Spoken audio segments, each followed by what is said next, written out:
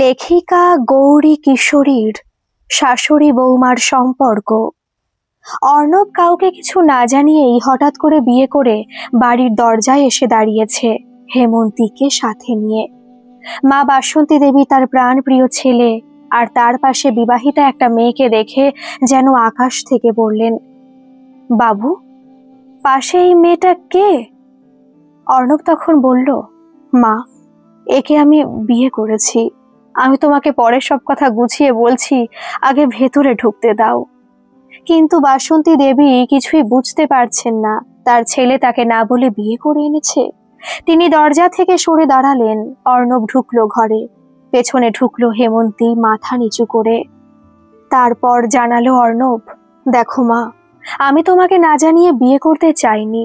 আসলে এই মেয়েটি আমার বন্ধু শুভর বোন, কিন্তু খুব খারাপ একটা ঘটনা ওদের সাথে ঘটে গেছে। এই মেয়েটি বাড়িতে ছিল, শুভর মা বাবাকে নিয়ে একটা জায়গায় ডাক্তার দেখাতে গেছিল। তোমাকে তো বলেছিলাম এক বন্ধুর আর তার মা বাবার সাথে কি হয়েছে। গাড়ি অ্যাক্সিডেন্টে ওরা মারা গেছে, শুধু শুভর বোন বেঁচে ছিল। হ্যাঁ বলেছিলি, তো তার সাথে বিয়ে করার কি সম্পর্ক? মেয়েটি কেমন আছে, কি করছে সেটা জানার জন্য আমি মাঝে মাঝে ওদের বাড়িতে যেতাম মা। আসলে শুভদের বাড়ি গ্রামে, কিন্তু এইখানে চাকরি করে, সেই সূত্রে এখানে থাকতো। গত 6 মাস হয়েছে ওরা সবাই এখানে এসেছে। কিছুই চেনে না তেমন মেয়েটি এখানকার, সেই কারণেই আমি মেয়েটির খোঁজ নিতে যেতাম। এটা তো আমার দায়িত্বের মধ্যেই পড়ে মা। সেই মতো আজকেও অফিস থেকে ফেরার পথে খোঁজ নিতে গেছিলাম, কিন্তু হঠাৎ পাড়ার কয়েকজন মিলে বাড়িতে চলে আসে আর বলতে থাকে, এখানে এইসব খারাপ কর্ম করা চলবে না। আমি ভেবে পেলাম না কি খারাপ কর্ম এখানে করা হচ্ছে, তাই আমি জিজ্ঞেস করলাম, আপনারা কি বলছেন? আমি কিছুই বুঝতে পারছি না। ওরা বলল, নাটক করছেন নাকি? ঘরে একা একটা এত বড় মেয়ে আর কেউ নেই, আপনি এখানে কি করতে আসেন বুঝি না ভেবেছেন আপনি? শুনুন, অনেক হয়েছে, আজই আপনাদের বিয়ে করতে হবে। আমি কি বলবো তখন? আমি এতবার করে বলছি, কিন্তু ওরা কেউ শুনছেই না। শুভ এর বোন মানে তো আমারও বোন, আমি ওকে বোনের চোখে দেখতাম মা, কিন্তু ওরা শুনলো না। পাশের মন্দিরে গিয়ে জোর করে বিয়ে দিয়ে দিল। আমি নিজেও এখনো কিছু ভাবতে পারছি না, অন্যের সাহায্য করতে গিয়ে এভাবে ফেঁসে গেলাম। বাসন্তী দেবী বললেন, সব এই মেয়ের চালাকি রে বাবা। ওই হয়তো সবাইকে বলে রেখেছিল। এসব মেয়েদের আমার চেনা আছে। নতুন বউ এই প্রথম কথা বলল, না মা, আমি সত্যি কিছুই জানতাম না। অর্ণবদাকে আমি নিজেই আসতে বারণ করতাম, আমার কোনো অসুবিধা হচ্ছিল না। আমি তো এমনিতেই হতভাগী, তাই আমি নিজেকে সামলেই নিয়েছিলাম। এই কথা বলে কাঁদতে থাকে হেমন্তী। বাসন্তী দেবী বলেন, চুপ করো, কোনো কথা আমি শুনতে চাই না। আমার এত ভালো ছেলেটাকে ফাঁসিয়ে দিল। অর্ণব বলল, মা চুপ করো এখন, আমার কিছুই ভালো লাগছে না। আমি এখনো কিছু ভাবতে পারছি না, মাথা যন্ত্রণা করছে। আমি ঘরে গেলাম। তুমি ওকে আর কিছু বলো না, যা হবার হয়ে গেছে, আমি তো আর কিছু পাল্টাতে পারবো না। এই বলে অর্ণব ঘরে চলে যায়। দেখতে দেখতে 6 মাস কেটে গেছে, এখনো অবস্থার পরিবর্তন হয়নি। অর্ণব তার স্ত্রীর দায়িত্ব নেয়, কিন্তু মন থেকে এখনো মেনে নিতে পারেনি। আর বাসন্তী দেবী যে তার একমাত্র বৌমাকে পছন্দ করে না, আত্মীয় স্বজন সবাই জানে এই কথা। আর হেমন্তীও নিজের ভবিতব্যকে মেনে নিয়েছে। বৃষ্টি পড়ছিল টিপ টিপ করে, আকাশটা যেন কাঁদছে। অথবা হেমন্তীর মন? ঘরের কোণে বসে সে ভিজে জানালার দিকে তাকিয়েছিল। ঘরের ভিতরে নিঃশব্দতা, বাইরে শুধু বৃষ্টির আওয়াজ।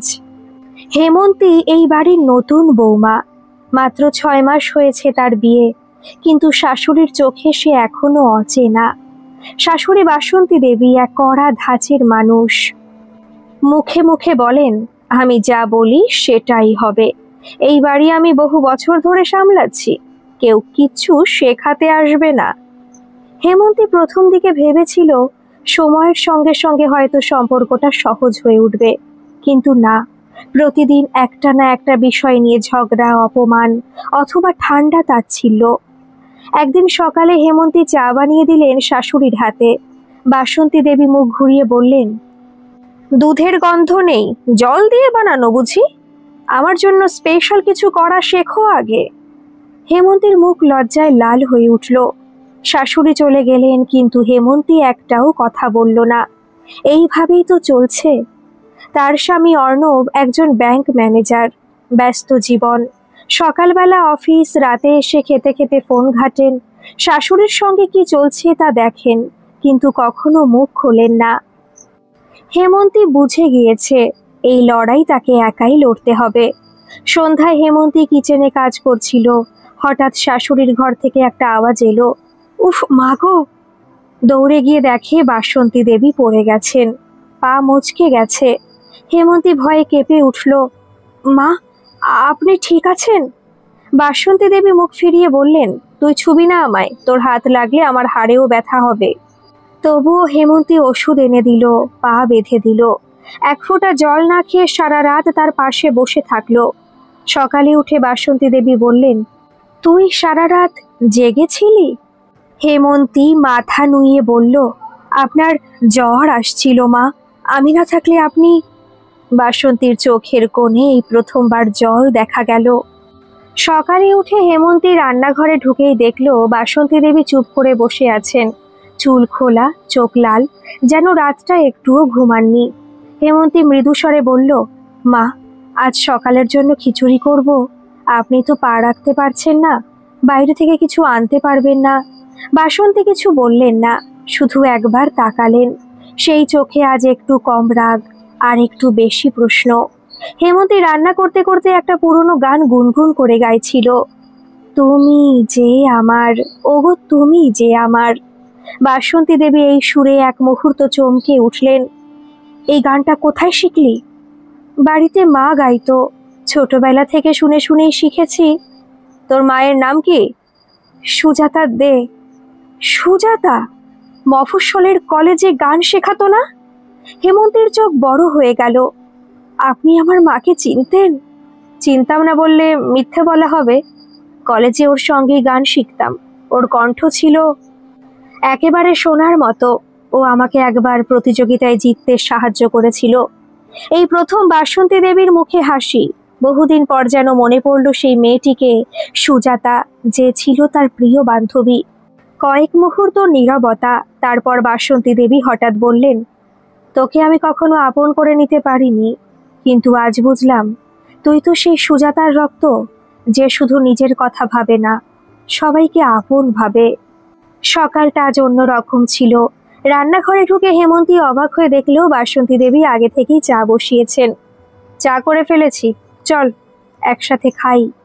হেমন্তী কিছু বলার আগেই তিনি আবার বললেন, দুধটা একটু বেশি দিয়েছি, তুই যেমনটা পছন্দ করিস। হেমন্তী চুপচাপ বসে পড়ল। মনে মনে বুঝতে পারছিল এটা কেবল চা নয়, এটা একটা স্বীকারোক্তি।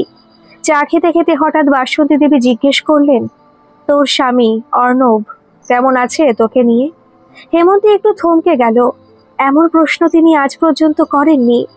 ভালোই আছে, তবে অফিস থেকে এসে খুব ক্লান্ত থাকে, আমাদের কথাই তেমন হয় না। বাসন্তী দেবী একটু দুঃখী মুখে বললেন, ছেলেটা ছোটবেলা থেকেই চুপচাপ, ওর বাবা যেদিন মারা গেল ও যেন এক রাতেই বড় হয়ে গেল। আমি জানতাম না। জানবে কিভাবে? আমি তো তোকে কখনো মায়ের মতো করে বসতেই দিইনি। একটু নীরবতা। ঘরের ভিতর বৃষ্টির সোদা গন্ধ ছড়িয়ে পড়েছে। হঠাৎ বাসন্তী দেবী আবার বললেন, আজকে একটা কাজ করবি আমার জন্য? কি মা? আজ বিকেলে তোর সঙ্গে একবার আমার বান্ধবী মীনা ঘোষের বাড়ি যাব, আমার একটা কথা বলার আছে। হেমন্তী মাথা নেড়ে রাজি হলো, যদিও মনটা একটু কৌতূহলী হয়ে গেল। মীনা ঘোষের বাড়িতে ঢুকতেই মহিলা বললেন, আর রাগ করিস না বাসন্তী, তোর এই বৌমার মুখে মিষ্টতা আছে, দেরিতে হলেও স্বীকার করলি, ভালোই করলি। হেমন্তী অবাক হয়ে দেখল এই মীনা দিদিমণির মুখে একরাশ ভালোবাসা। চা খাওয়ার সময় বাসন্তী দেবী হঠাৎ বললেন, আমি চাই হেমন্তী আবার গান শেখা শুরু করুক। ওর মায়ের গলা ছিল মিষ্টি, ওর মধ্যেও সেই রক্ত আছে, আমি ওকে আর আটকে রাখতে চাই না। হেমন্তী স্তব্ধ। এতদিন ধরে যে মহিলা তাকে প্রতিদিন খুঁটিয়ে খুঁটিয়ে দেখেছেন, আজ তিনি তার স্বপ্নের পাশে দাঁড়াতে চাইছেন। মীনা দেবী বললেন, তাহলে ঠিক, কাল থেকেই আমার মিউজিক ক্লাসে ওকে নিয়ে আসবি। আমি আবার তৈরি করে দেব, যেন মঞ্চে উঠতে না কষ্ট হয়। ফিরে আসার পথে বাসন্তী দেবী রিকশায় বসে বললেন, তুই গান গাইতে পারিস, তুই ঘর সামলাতে পারিস, তুই ভালো বৌমা হতে পারিস, সব কিছুই পারিস, যদি আমি তোকে একটু জায়গা দিই। হেমন্তীর চোখ ভিজে উঠল। সে চুপচাপ বাসন্তীর হাতে হাত রাখলো। হেমন্তের জীবনে যেন সবকিছু নতুন করে শুরু হচ্ছিল। সে এখন প্রতি সন্ধ্যায় মীনা দিদিমণির কাছে গান শিখতে যাচ্ছে এবং বাসন্তী দেবী নিজে তার জন্য হারমোনিয়াম পরিষ্কার করে রাখেন। বাড়ির পরিবেশ শান্ত। অর্ণবও আগের তুলনায় একটু কথা বলে, মাঝে মাঝে হাসেও। কিন্তু এই শান্ত স্রোতের মধ্যে হঠাৎ ঢুকে পড়ল একটা কাঁটা। মিতালি বৌদি। মিতালি বাসন্তী দেবীর বড় জায়ের মেয়ে। স্বামীর সন্তান নিয়ে শহরে থাকে, কিন্তু যখনই আসে পুরো বাড়ির পরিবেশ বদলে যায়। এবার এসে বলল, কাকিমা, শুনলাম আপনি এখন বৌমার খুব গুণগান করছেন, গান শেখাচ্ছেন। হ্যাঁ মিতু, ও খুব ভালো গায়। বাহ, যে বৌমা রান্নাও ঠিক মতো পারে না সে এবার গাইবে? আপনি তো একদম পাল্টে গেছেন কাকিমা। হেমন্তী পাশে দাঁড়িয়েই ছিল। সে মাথা নিচু করে চলে গেল রান্নাঘরের দিকে। বুকের মধ্যে তার জমাট বাঁধতে লাগলো কষ্ট। রাতের বেলায় বাসন্তী দেবী হেমন্তীর ঘরে এলেন। মিতালি যা বলেছে সেটার একটাও আমি বিশ্বাস করি না। ওর স্বভাব এমনই, সবসময় হিংসে। আমি বুঝি মা, তবু একটু খারাপ লাগে। এই সংসারে এইরকম কাটা থাকেই, কিন্তু তার মানে এই নয় যে আমরা থেমে যাব। হেমন্তী চুপচাপ বসে রইল, কিন্তু মনটা যেন ধাক্কা খাচ্ছিল। একদিকে ভরসা, অন্যদিকে সমাজের চাপ, আত্মীয়দের বিষ, সব একসাথে মাথার ওপর ঘুরপাক খাচ্ছে। এক সপ্তাহ পরে মীনা দিদিমণি জানালেন শহরে একটা সাংস্কৃতিক প্রতিযোগিতা হচ্ছে, যেখানে হেমন্তীকে অংশগ্রহণ করতে অনুরোধ জানানো হলো। বাসন্তী দেবী গর্বে বুক ফুলিয়ে বললেন, আমার বৌমা স্টেজে উঠবে, এই আমাদের বাড়ির সম্মান। কিন্তু ঠিক তখনই মিতালি এসে বলল, স্টেজে উঠতে হলে অনেক টাকা লাগে কাকিমা। জামা, সাজ, যাতায়াত, রিহার্সালের খরচ, সব সামলাতে পারবেন তো? একটা বৌমার পেছনে এত খরচ কিসের? এইবার বাসন্তী দেবী তীব্র কণ্ঠে বললেন, আমার ঘরের মেয়েকে নিয়ে কেউ টিপ্পনি কাটলে আমি ছাড়ি না, মনে রেখো। আমি নিজের গয়না বিক্রি করে হলেও ওকে ওঠাবো স্টেজে। হেমন্তী স্তব্ধ হয়ে গেল। বুকের ভেতর এতদিনের জমে থাকা কষ্ট যেন চোখের জলে গলে যেতে লাগলো। শহরের অডিটোরিয়াম ভর্তি দর্শক, আলো ঝলমলে মঞ্চ, চারপাশে হুইসেল, তাল, ক্যামেরার ঝলকানি। হেমন্তীর বুক ধুকধুক করছে। সে মঞ্চের ঠিক পেছনে দাঁড়িয়ে, হাতে মাইক, গলায় শাড়ির আঁচল জড়ানো। আজ তার জীবনের প্রথম বড় স্টেজ পারফরমেন্স, কিন্তু মনে হচ্ছে গলা শুকিয়ে যাচ্ছে, হাত পা কাঁপছে। পিছনের গল্প, অর্থাৎ তার শাশুড়ি এই কয়দিন কি করেছে। গত 7 দিন ধরে হেমন্তী রিহার্সালে প্রাণপাত করেছে। বাসন্তী দেবী নিজে প্রতিদিন দুপুরে তার গলা পরিষ্কারের জন্য মধু মিশ্রিত গরম জল এনে দিতেন। হেমন্তীর স্বামী অর্ণব তাকে দেখে একদিন চুপি চুপি বলেছিল, তুই পারবি হেমন্তী, আমি জানি। মিতালি অবশ্য কটাক্ষ ছাড়েনি। এই বৌমাকে এত গুরুত্ব দিচ্ছেন, পরে না আবার বলে আমি এখন সেলিব্রিটি। বাসন্তী দেবী শক্ত গলায় বলেছিলেন, আমার মেয়ের পরিচয় গলায়, মনেও অহংকার নেই। মঞ্চের মুহূর্ত, নাম ঘোষণা হলো। পরবর্তী শিল্পী হেমন্তী দে। হেমন্তী ধীরে ধীরে মঞ্চে উঠল। পেছন থেকে বাসন্তী দেবীর চোখে জল, মুখে প্রার্থনা, তুই পারবি মা, তোকে সবাই চিনবে আজ। হেমন্তী হারমোনিয়ামের সামনে বসে চোখ বন্ধ করলো। কণ্ঠে ভেসে উঠল, এ মনোমোর মেঘেরও সঙ্গী গানের খোঁজে ফেরে। পুরো অডিটোরিয়াম স্তব্ধ, এমন গভীর, কষ্ট ভরা, অথচ সুরেলা কণ্ঠ। সবাই যেন থেমে গেছে। শেষ লাইনে যখন সে গাইল, বাঁচি শুধু গানই, এ গানেই আমার ঘর, তখন দর্শকদের চোখেও জল। সেই মুহূর্তে হেমন্তী বুঝে গেল এই গান শুধু তার নয়, এই গান তার বেঁচে থাকা। অনুষ্ঠান শেষে পুরস্কার বিতরণ। উপস্থিত বিচারক বললেন, আজকের বিজয়ী শুধু সুর নয়, হৃদয় দিয়ে গেয়েছে, সেই জন্য বিজয়ী হেমন্তী দে। বাসন্তী দেবী দর্শকের মধ্য থেকে উঠে দাঁড়ালেন। হাততালি দিতে দিতে চিৎকার করে বললেন, এই আমার ঘরের মেয়ে। লোকজন বিস্ময়ে তাকিয়ে, শাশুড়ি নিজে বৌমার গুণগান করছেন। মিতালি চুপচাপ নিচু মুখে দাঁড়িয়ে। হেমন্তী কেবল চোখের জল মুছে বাসন্তী দেবীর দিকে তাকালো। তাদের চোখে চোখে কথা হলো। এটা শুধু একটা গান নয়, এটা ছিল শাশুড়ি বৌমার সম্পর্কের নবজন্ম। গানের প্রতিযোগিতায় প্রথম হওয়ার পর হেমন্তীর জীবনে যেন এক নতুন সকাল এসেছিল। পাড়ার সবাই এখন তাকে শিল্পী বৌমা নামে চেনে। মিষ্টির হাড়ি, অভিনন্দনের চিঠি, প্রতিবেশীদের হাসি মুখ সবকিছু যেন বদলে গেছে। হেমন্তী প্রথমবার বুঝল সম্মান শুধু শ্বশুর বাড়ি নয়, বাইরের জগৎ থেকেও আসতে পারে। বাসন্তী দেবী এখন গর্বে বলেন, আমার বৌমা যেমন ঘরের কাজ জানে তেমনি মঞ্চও কাঁপাতে পারে। অর্ণব একদিন রাতে হেমন্তীর পাশে বসে বলল, তুই শুধু আমার বউ না, তুই আমার গর্ব। হেমন্তীর মুখে তখন এক চিলতে হাসি। এতদিনের অবহেলা, কষ্ট, অপমান সব মুছে যাচ্ছে যেন। কিন্তু যেখানে আলো সেখানে ছায়া। পাড়ার কয়েকজন বয়স্ক মহিলা কানে কানে বলতে শুরু করলো, বৌমা গান শেখে ঠিক আছে, কিন্তু এত বাইরে বাইরে যায়, এ কি ঘরের মেয়ে? শাশুড়ি এত স্বাধীনতা দিলে তো বৌমার মাথা ঘুরে যাবে। কাল যে পুরুষ সাংবাদিক এলো ছবি তুলতে, ওর সামনে তো বড় না দিয়েই দাঁড়িয়েছিল। বাসন্তী দেবীর কানেও কথাগুলো এলো, কিন্তু এবার তিনি আর চুপ রইলেন না। পাড়ার এক আড্ডায় দাঁড়িয়েই বলে উঠলেন, আমার বৌমা যেমন গায়, ওকে ঘরেও কেউ হারাতে পারবে না। যে যেটা পারে সেটা করুক, আমি আমার বৌমাকে বাঁধতে আসিনি, ওকে উড়তে দিয়েছি। কিছু মুখ থেমে গেল, কিছু মুখ ঘুরে গেল, আবার নতুন বাধা। ঠিক তখনই একটা ফোন এলো মিনা দিদিমণির কাছ থেকে। কলকাতার এক নামী সঙ্গীত বিদ্যালয়ে হেমন্তীর প্রস্তাব এসেছে গান শেখানোর। একটা পার্ট টাইম চাকরি, সম্মানজনক বেতন, প্রতিষ্ঠানের নাম, কিন্তু চাকরির মানে সপ্তাহে 3 দিন শহরে যেতে হবে, দিনে 5 ঘন্টা। হেমন্তী চিন্তায় পড়ে গেল। বাসন্তী দেবী গভীরভাবে তাকিয়ে বললেন, তুই কি চাস? ভয় করে মা, সংসার সামলাতে পারবো তো? ঘর সামলানোর জন্য মেয়ে গান ছাড়বে? এই ঘর তো তখনই মানে রাখবে যখন তুই নিজের স্বপ্নটাও আগলে রাখবি। অর্ণব এসে বলল, চাকরিটা নিয়ে নে হেমন্তী, তুই শুধু বউ না, মানুষ, তোরও তো জীবন আছে।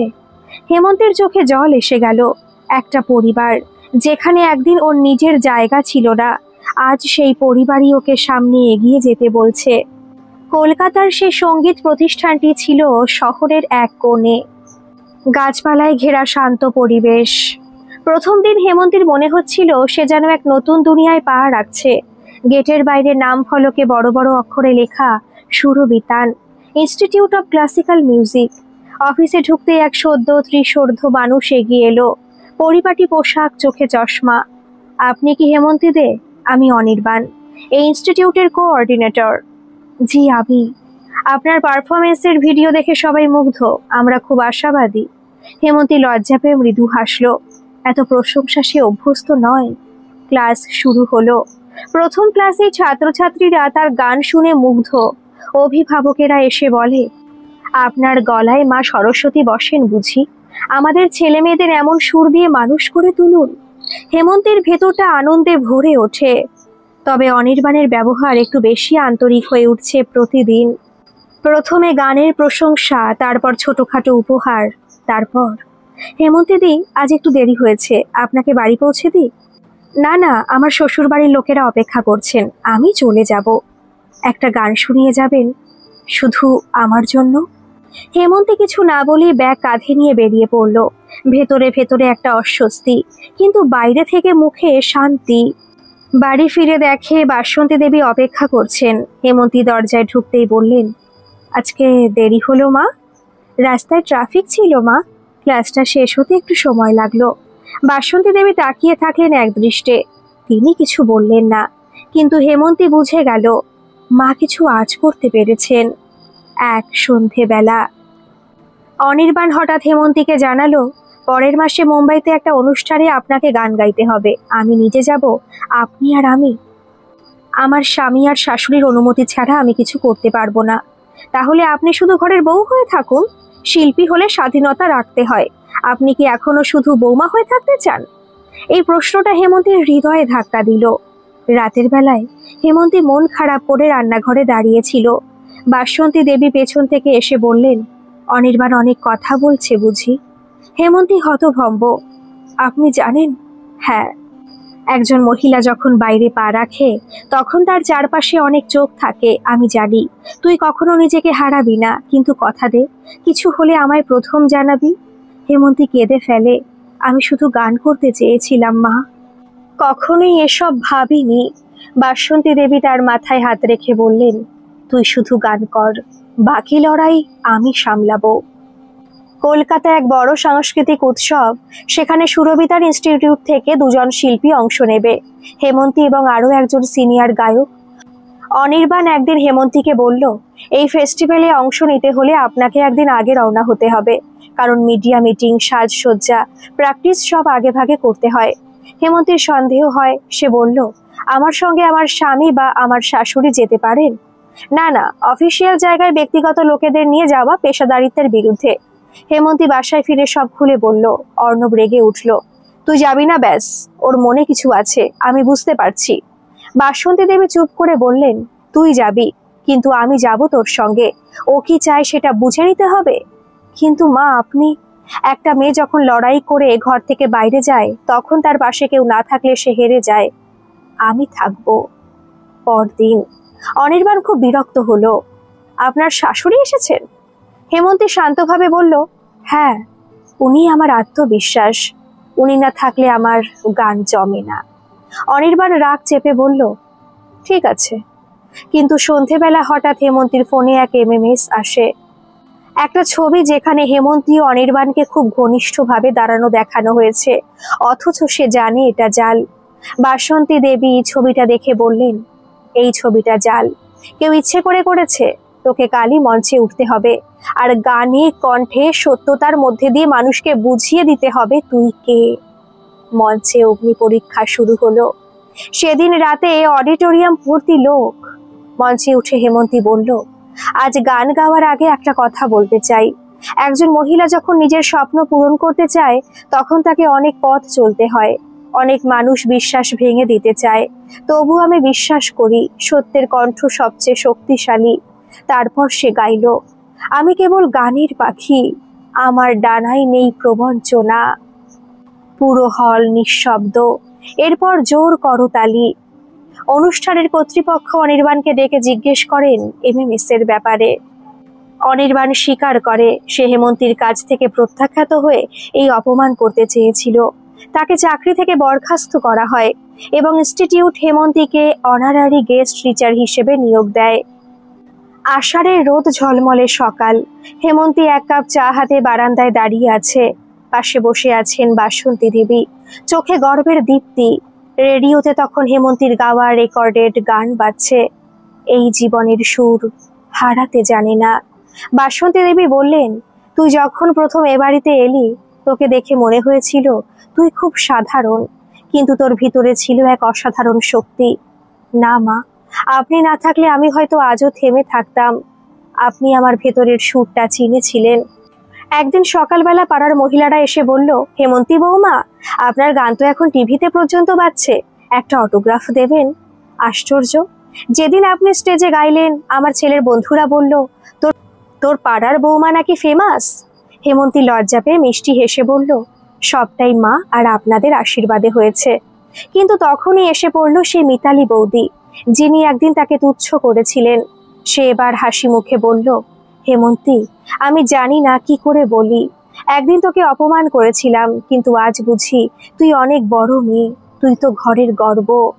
হেমন্তী বলল, আপনি বড়, আমি কিছু মনে রাখিনি, তবে এখন আমি শুধু ঘরের বউ নই, আমি আপনাদের বোনও, মেয়েও।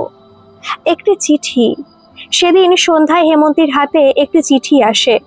আকাশবাণী কলকাতা কেন্দ্র থেকে আমন্ত্রণ।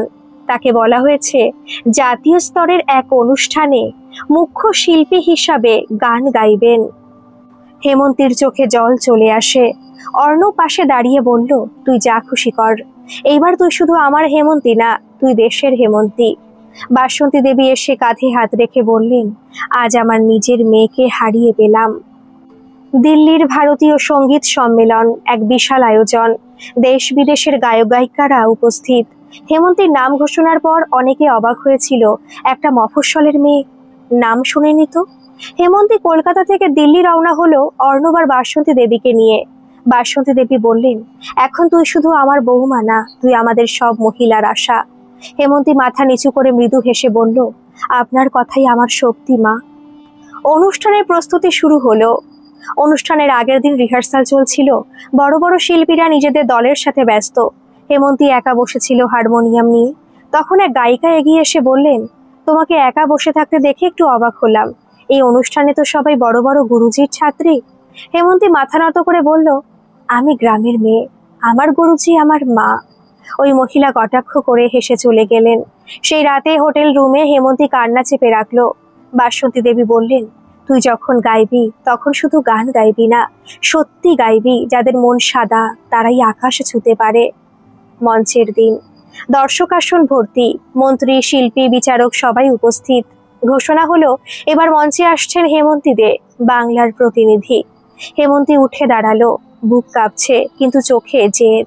হারমোনিয়ামে সুর ছুঁয়ে শুরু করলো, বাঁধনহারা সুর আমার হাওয়ায় উড়ে যায়। 3 মিনিটের গান, কিন্তু সেই গানে ছিল তার মার স্মৃতি, শাশুড়ির স্নেহ, অপমানের কষ্ট, ভালোবাসার শক্তি।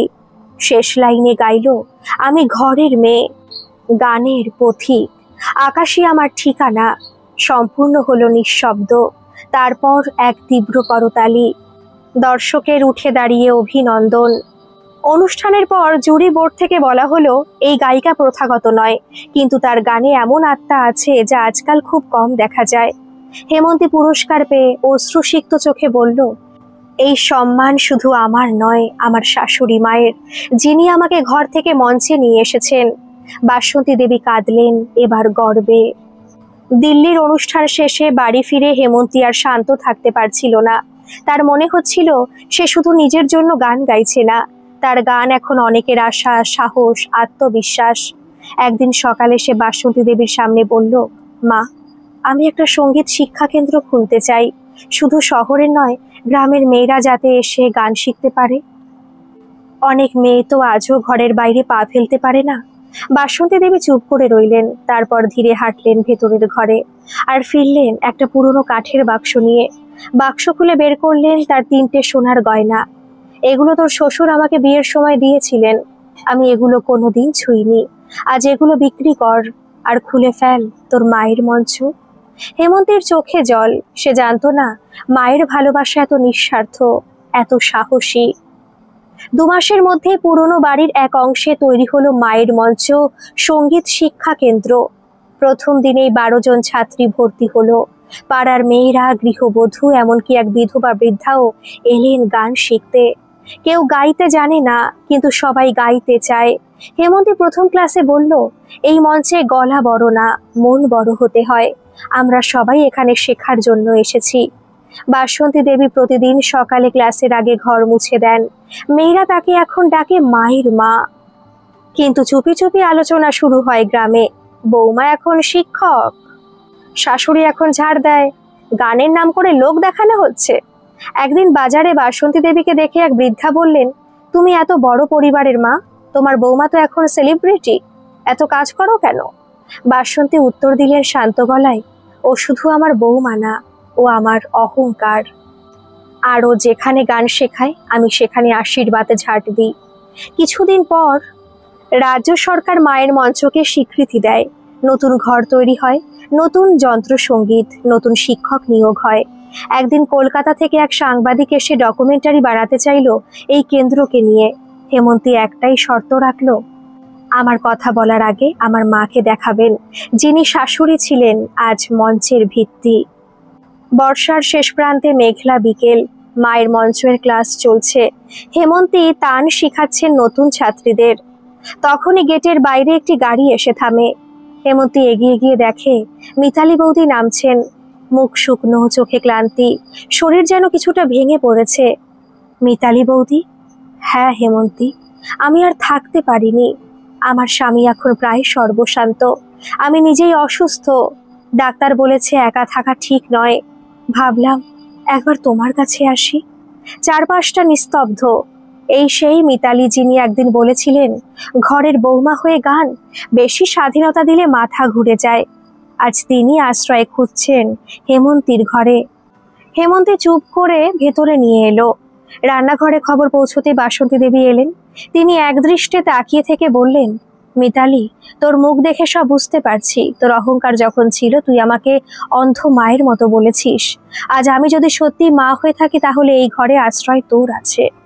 মিতালি হাঁটু গেড়ে বসে বলল, আমাকে ক্ষমা করে দাও কাকিমা, আমি তো বুঝতেই পারিনি হেমন্তী কত বড় মানুষ হয়ে উঠেছে।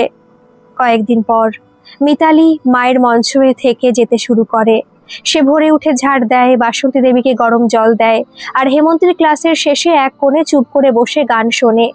একদিন হেমন্তী বলল, দিদি, আপনি যদি চান আপনিও গান শিখতে পারেন।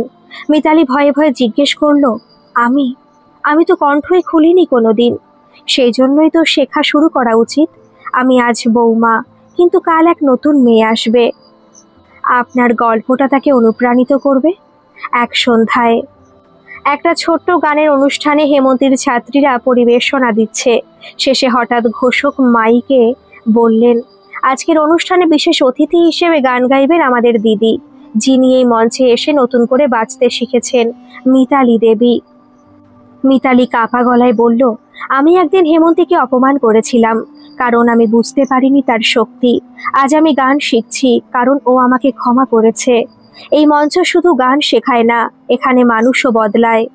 তার গাওয়া প্রথম গান ছিল, দয়া করে মোরে সই, নতুন করে বাঁধো তুই।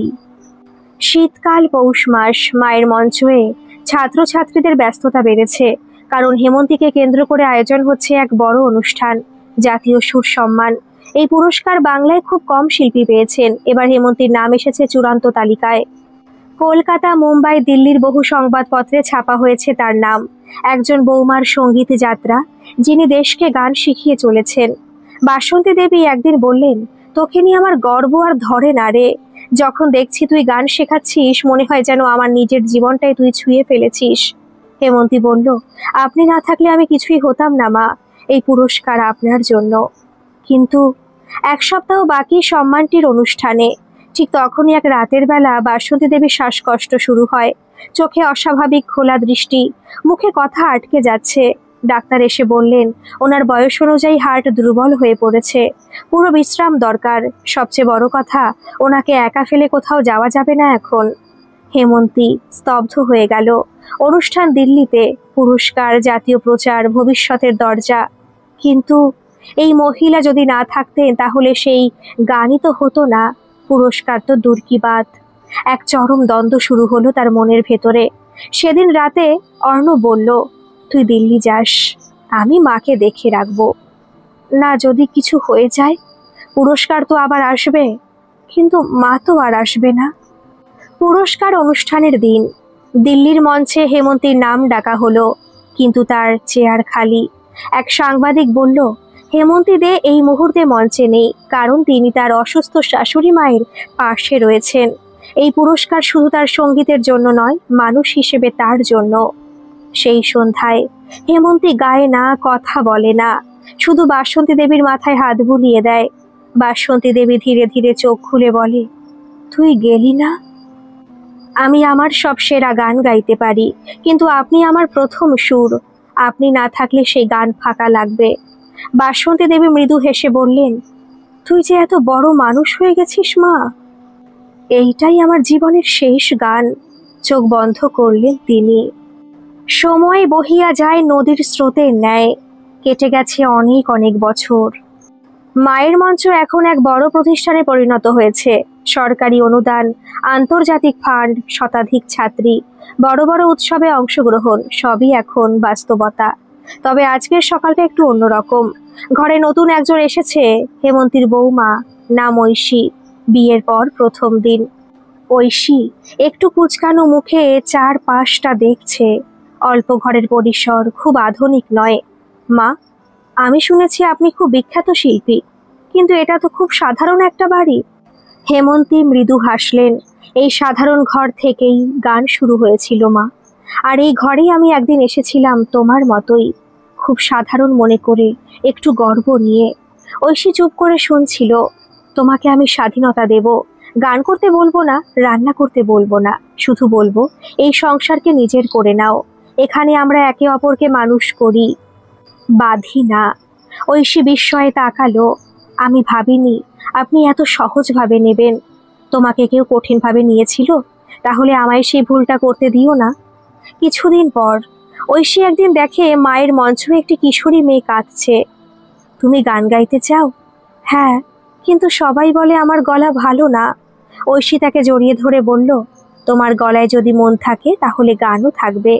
সেই মুহূর্তে হেমন্তী দরজার পাশে দাঁড়িয়েছিল, তার চোখে জল। বাসন্তী দেবী ঠিক যেভাবে তাকে একদিন আগলেছিলেন, আজ সে সেই আদর দিতে শিখেছে। সন্ধ্যায় মায়ের মঞ্চে এক বিশেষ অনুষ্ঠান। হেমন্তী গাইছে না, আজ সে মঞ্চে বসে আছে চেয়ারটিতে, যার পেছনে লেখা প্রতিষ্ঠাতা হেমন্তী দে। ঐশী গাইছে মঞ্চে, কিশোরী ছাত্রীরা তার পেছনে কোরাস গায়। গান শেষ হলে সবাই উঠে দাঁড়ায়। ঐশী এসে মাথা নিচু করে বলে, মা, আপনি আমায় গান শিখিয়েছেন না, আপনি আমায় মানুষ হতে শিখিয়েছেন। হেমন্তী বলল, তুমি এখন গানের নয়, আলোর পথে চলেছ। এবার তুমিই কাউকে পথ দেখাবে। গান শুধু সুর নয়, গান কখনো একজন শাশুড়ির আদর, কখনো একজন বৌমার কান্না, কখনো মায়ের ভালোবাসা, আর কখনো একজন নারীর নিজেকে খুঁজে পাওয়া। কিছু কিছু জায়গায় একটু বানান ভুল আছে, বা কিছু কিছু জায়গায় দুটো একটা লাইন যোগ করলে ভালো হতো, তাই আমি সেখানে কিছু লাইন অ্যাড করে দিয়েছি। আপনারা প্লিজ আমাকে মার্জনা করবেন। আর কেমন লাগলো গল্পটা অবশ্যই কমেন্ট করে জানাবেন। আর ভালো লাগলে একটা সাবস্ক্রাইব করে আমার পাশে থাকবেন। ধন্যবাদ।